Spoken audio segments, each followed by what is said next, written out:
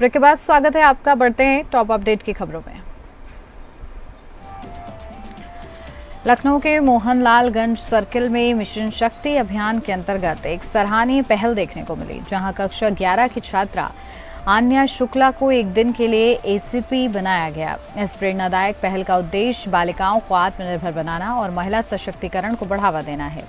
ACP Rajneesh Verma ने आन्या को सम्मानपूर्वक कैप पहनाकर चार्ज सौंपा और पूरे दिन उनके साथ विभिन्न गतिविधियों में भाग लेने का अवसर दिया। इस दौरान छात्रा ने न केवल पुलिस कार्यप्रणाली को नजदीक से समझा, बल्कि अधिकारियों से संवाद कर प्रशासनिक प्रक्रिया की जानकारी भी प्राप्त की।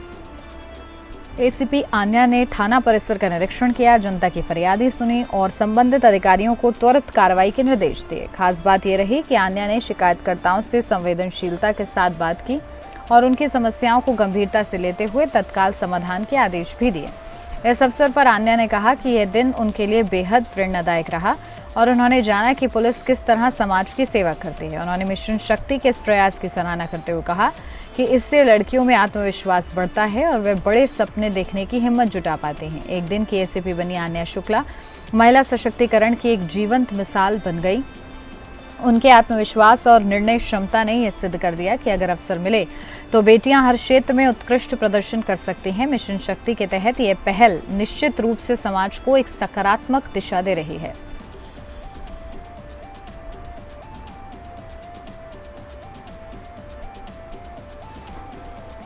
उत्तर प्रदेश सरकार के निर्देशानुसार अवैध शराब के निर्माण और बिक्री के विरुद्ध चलाए जा रहे प्रवर्तन अभियान के तहत पीलीभीत में बड़ी कार्रवाई की गई। आयुक्त आबकारी के आदेश पर जिलाधिकारी, पुलिस अधीक्षक पीलीभीत, साथ ही उप आबकारी आयुक्त बरेली प्रभार के निर्देशन में यह संयुक्त अभियान चलाया गया। जिला आबकारी अधिकारी के नेतृत्व में आबकारी निरीक्षक क्षेत्र 1 सपहा, ग्राम मिलकर 7 के पुलिस माधो तांडा थाना ने टीमों की 5 और 4 नवदिया, सुखदासपुर एवं जमुनिया सहित अन्य संदिग्ध स्थलों पर दबिश दी। दबिश के दौरान लगभग 45 साथी नष्ट कर मौके पर ही नष्ट किया गया और इसी के साथ 80 शराब कच्ची अवैध लीटर बरामद की गई है। मौके से 3 आरोपियों को गिरफ्तार कर उनके खिलाफ आबकारी अधिनियम के तहत 3 अलग मुकदमे दर्ज किए गए हैं। गिरफ्तार आरोपियों को न्यायिक प्रक्रिया के तहत जेल भेज दिया गया है। अधिकारियों ने बताया कि यह अभियान अभी भी लगातार जारी रहेगा। अवैध शराब कारोबार में संलिप्त किसी भी व्यक्ति को बख्शा नहीं जाएगा। प्रशासन की इस कार्रवाई से इलाके में हड़कंप मचा हुआ है।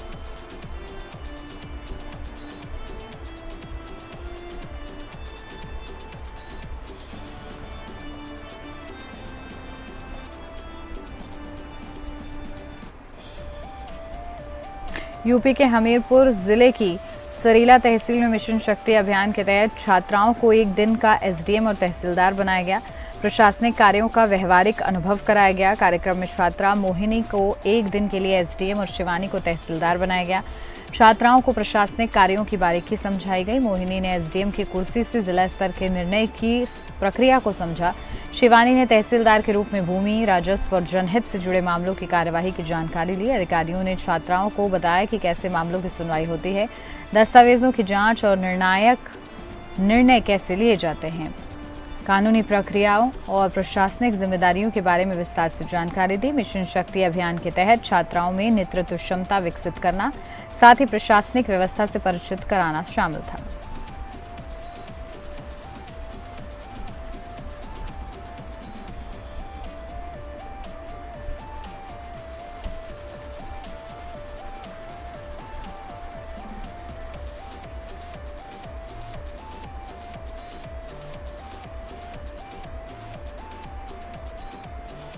मिशन शक्ति कार्यक्रम के अंतर्गत राज्य महिला आयोग सदस्य संगीता जैन अग्रवाल मुख्य अतिथि बनकर उच्च प्राथमिक विद्यालय नंगली छोइया पहुंची। स्कूल में विद्यालय के छात्र और छात्राओं ने सांस्कृतिक कार्यक्रम प्रस्तुत किया और शिक्षा के महत्व पर प्रकाश डाला। उन्होंने बच्चों के स्किल की सराहना की। आपको बता दें, उत्तर प्रदेश में मिशन शक्ति फेज 5 चल रहा है और इसी के चलते जनपद बिजनौर के उच्च प्राथमिक विद्यालय नगली छोइया में कार्यक्रम का आयोजन किया गया। जिसमें मुख्य अतिथि बनकर राज्य महिला आयोग सदस्य संगीता जैन अग्रवाल पहुंची। छात्र और छात्राओं ने संगीता जैन अग्रवाल का जबरदस्त स्वागत किया। कार्यक्रम में उच्च प्राथमिक विद्यालय नंगली के छात्र छात्राओं ने सांस्कृतिक कार्यक्रम प्रस्तुत कर शिक्षा का महत्व बताया। कार्यक्रम के दौरान छात्र और छात्राओं से संगीता जैन अग्रवाल से शिक्षा संबंधी सवाल भी पूछे और उनका हौसला अफजाई किया गया। इस अवसर पर उच्च प्राथमिक विद्यालय नंगली छोइया में संगीत जैन अग्रवाल के साथ साथ ग्राम प्रधान पत्नी अर्चना देवी, मुख्य अध्यापिका रचना खन्ना समेत स्टाफ मौजूद रहा।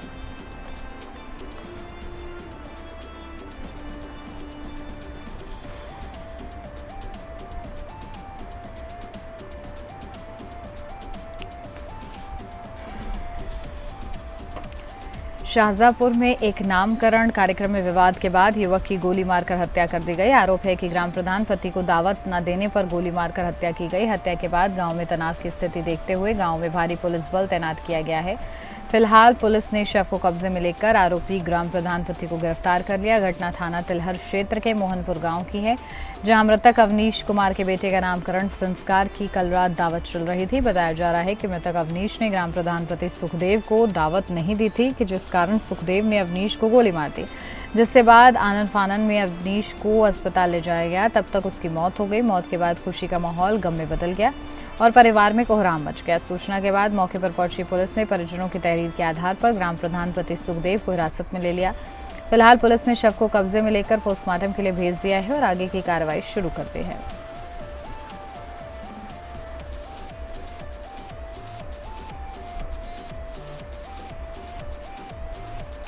विकासनगर के अटक फार्म क्षेत्र में आधी रात गुलदार की दस्तक से हड़कंप मच गया। गुलदार को बस्ती के बिल्कुल पास घूमते देख ग्रामीण दहशत में घरों में कैद हो गए। सूचना मिलते ही वन विभाग की टीम हरकत में आई और रात भर गश्त तेज कर दी। विभाग ने ऐलान कर ग्रामीणों को सतर्क रहने और बच्चों को घर से बाहर न निकलने की अपील की। सेलाकुई से लगे अटक फार्म इलाके में पहली बार गुलदार इतनी नजदीक से देखा गया, जिससे गांव में दहशत का माहौल है। ग्रामीणों ने मांग की है कि क्षेत्र में पिंजरा लगाया जाए और गुलदार को जल्द पकड़ा जाए।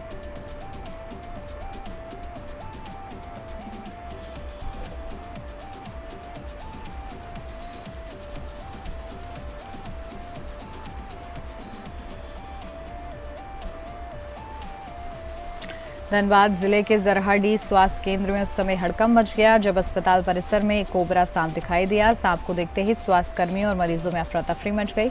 डर के कारण कई मरीज इलाज बीच में छोड़कर अस्पताल से बाहर भागने लगे। स्थिति की गंभीरता को देखते हुए स्वास्थ्य केंद्र प्रशासन ने तुरंत स्नेक रेस्क्यू टीम को बुलाया। स्नेक रेस्क्यू टीम आई और सावधानी पूर्वक अभियान शुरू किया। इस दौरान कोबरा ने स्नेक कैचर पर हमला करने की भी कोशिश की, लेकिन उनके साहस और अनुभव की बदौलत किसी को कोई नुकसान नहीं पहुंचा।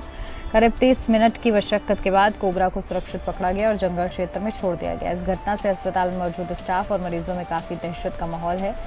कर्मचारियों ने प्रशासन से मांग की है कि अस्पताल परिसर की नियमित सफाई और सुरक्षा पर ध्यान दिया जाए, जिससे भविष्य में इस तरह की घटनाओं से बचा जा सके। यह घटना स्वास्थ्य केंद्रों में सुरक्षा इंतजामों की कमी को उजागर करती है। जहां मरीज इलाज के लिए अस्पताल आते हैं, वहीं इस तरह की घटनाएं उनकी जान को जोखिम में डाल सकती हैं। प्रशासन को ऐसी घटनाओं को गंभीरता से लेकर ठोस कदम उठाने चाहिए।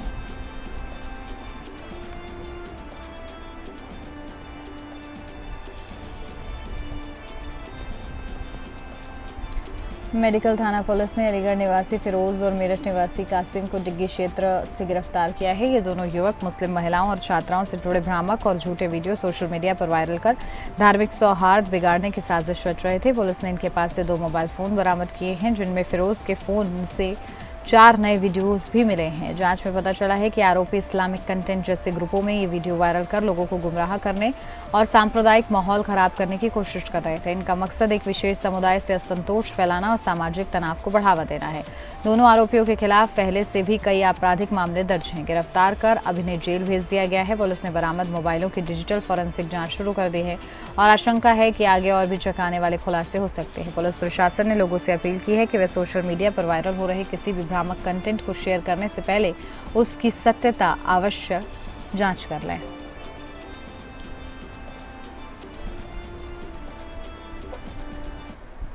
और इसी के साथ इस बुलेटिन में बस इतना ही। नमस्कार।